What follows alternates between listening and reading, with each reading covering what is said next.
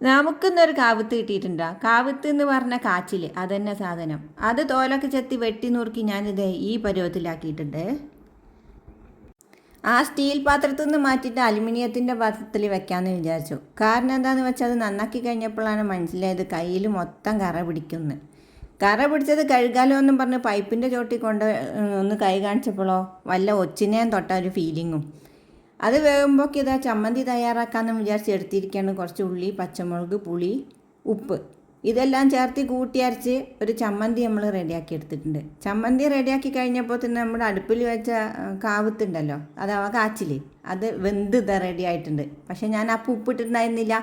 ഇത്രയും വേവാവുന്നതിൻ്റെ മുന്നേ ഉപ്പ് ഇടണമായിരുന്നു. എന്നാൽ പിന്നെ ഇപ്പോൾ ചേർത്തി കൊടുക്കാമെന്നും പറഞ്ഞ് ഇതാ കുറച്ച് ഉപ്പിട്ട് കൊടുക്കുകയാണ്. അപ്പോഴാണ് ഓർത്തത് അരച്ച് വെച്ച ചമ്മന്തിയിൽ നമ്മൾ വെളിച്ചെണ്ണ ഒഴിച്ചിട്ടുണ്ടായിരുന്നില്ല, അതും കൂടിയും ചേർത്തി കൊടുത്തു.